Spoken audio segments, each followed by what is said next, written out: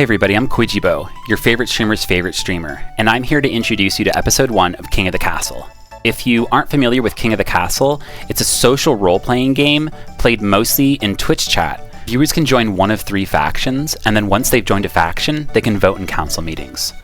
Council meetings are the main way that a monarchy's statistics like military, trade, farming, faith, or defiance can change. Not only do players have to keep the monarchy afloat by keeping the treasury, stability, and authority statistics above 0, but each faction has its own scheme that it can use to win the game, such as keeping faith low or keeping the treasury above a certain number. I hope that provides a framework for you to enjoy episode 1 of King of the Castle. So let's join our young monarchy in the spring of 948, after a false start. Start the game, begin the game. Let's go through that again. Let's do the council introduction first, I think.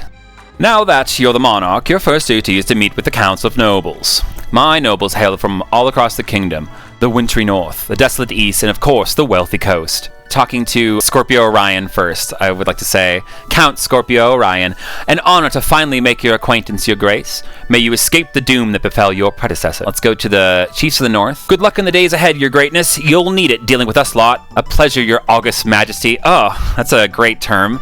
I hope to see our kingdom prosper and grow wealthy under your reign. And with that, the introductions are done. Council hall immediately fills with raised voices as the nobles argue with each other and demand for your favor. There we go, they're arguing in chat. I sigh and sit back. Is this what the council's like? No wonder my father told me to avoid the throne at all costs.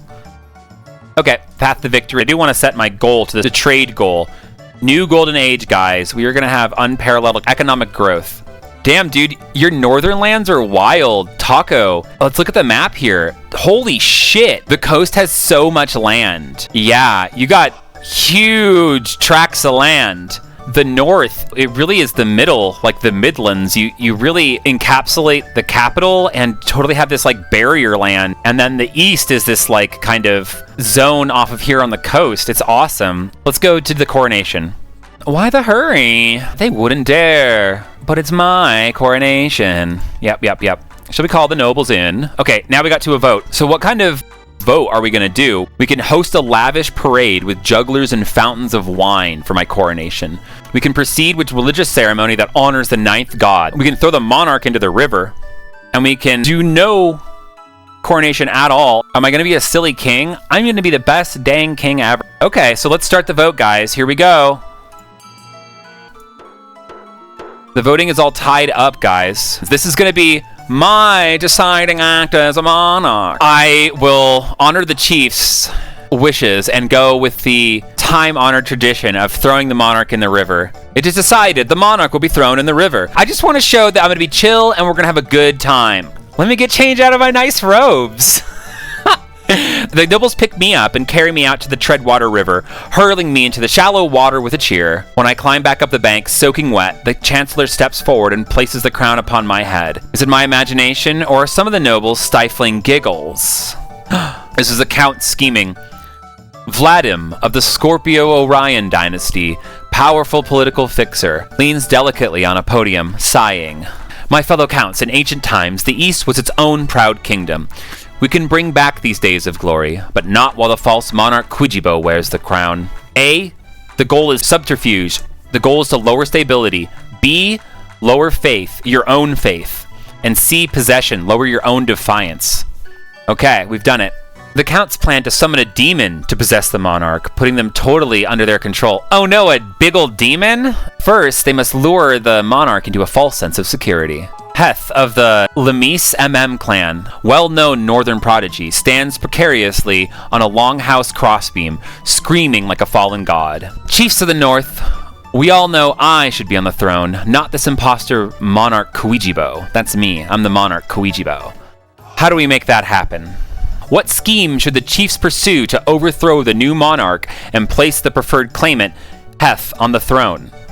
Should they do it through sorcery by raising their authority, a doppelganger by lowering their own defiance, or by intimidation by raising their own stability? Voting is closed. It seems that sorcery was chosen with the goal to raise authority. The chiefs plan to make a bargain with the wizard.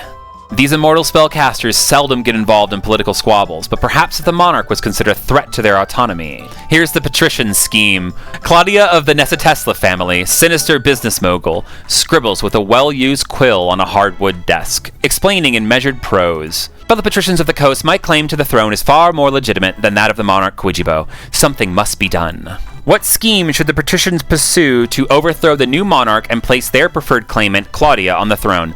An uprising by raising the treasury, a conspiracy by lowering the treasury, or corruption by lowering authority? They have chosen conspiracy by lowering the treasury.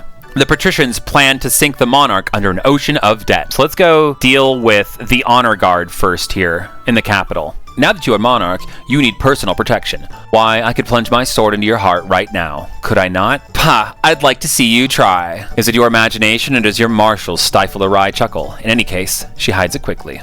You need an honor guard to keep you safe from dangers, your majesty. Unfortunately, this is a political decision. What are my options? Each region offers a selection of elite guards, the chiefs with their most famous warrior heroes, the counts with knights of the Order of the Drowned Rose, and the patricians offer their greatest gladiators, champions of the arena. Think carefully, your majesty. These guards' loyalties will be divided between you and their region. Of course, you could hire foreign mercenaries. They'd be loyal to coin above all. Tell me about the northern warriors. Oh, this guy's cool looking. Bearded oafs with axes and no manners. They'll get drunk and cause trouble in the palace. No discipline at all. And I can't guarantee they won't run off on some random quest. But they're honorable and in a fight unbeatable. Tell me about the Eastern Knights then. The Order of the Drowned Rose are highly respectable. They'll understand palace etiquette, but it's been years since they fought an actual battle. They mostly write poems these days. Damn. Let's know about these coastal gladiators. A gang of low-born crooks who have turned themselves into celebrities through their skill at chopping other people to bits. They're vain and selfish. Their skill in battle is undeniable, but can you trust them? And then let's talk about the foreign mercenaries. A band of fearsome fighters from the Tatterlands called the Battle-Bitten Brethren.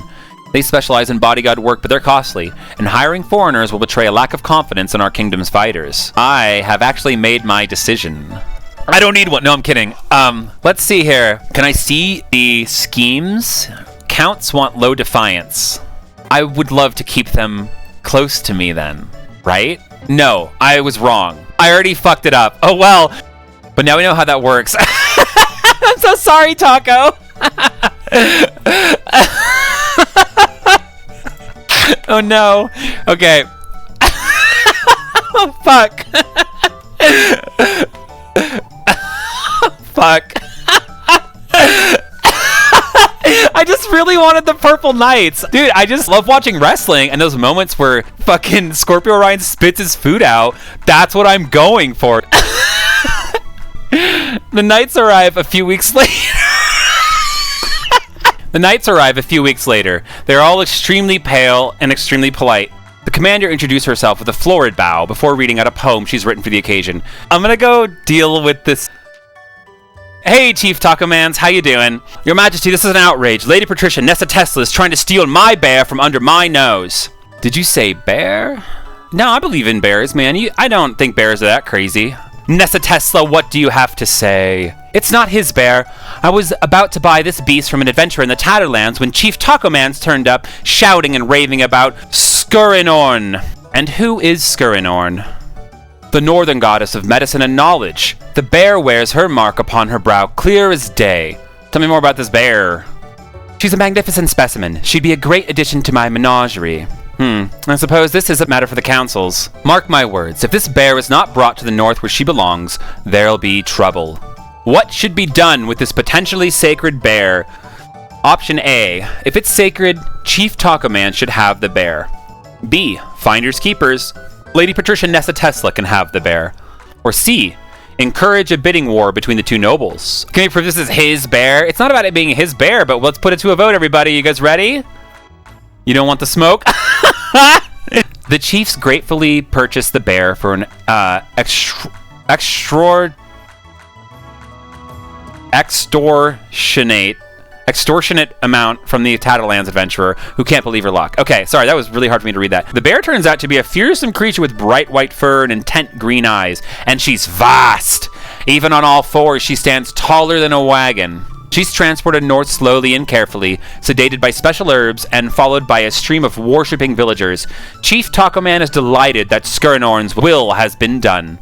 And now let's address the dangerous cult in Scorpio Orion's eastern lands.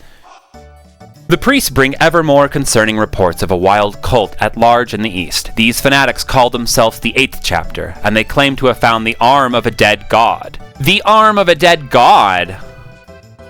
The arm of God, a colossal limb that moves under its own power. Tall as 5 men, long as 10 horses. Hey, you talking about me over there? Clad in shining steel. I dread to think what such a thing might be capable of. This heresy cannot stand. The council must do something to stop it. That's the Archbishop. What can be done to tackle the growing cult? We can A. Summon the High Inquisitor to break this cult. B. Secretly dispatch a spy to find out more. Or C. Wait and see, and these things usually die by themselves. Go. Don't worry about it. Oh, look at that. The East of Faith is lowered, and their defiance is now aloof. They're a little bit more defiant. They're a little bit farther away from the monarch. You could swear you hear a few of the counts actually hiss. The wisdom of an action may prove the council right, or it may destroy you all. Your Highness, it is with little surprise that I must say ignoring our cult problem did not make the issue simply go away. The 8th chapter has grown in size and now threatens to overturn the church in our cities. Their leader, Atravian de Auperi, has taken to calling himself the Father in the East. Well, if it isn't the consequences of our actions. Guys, I hate to say it, we're gonna have to take this cult leader out, okay?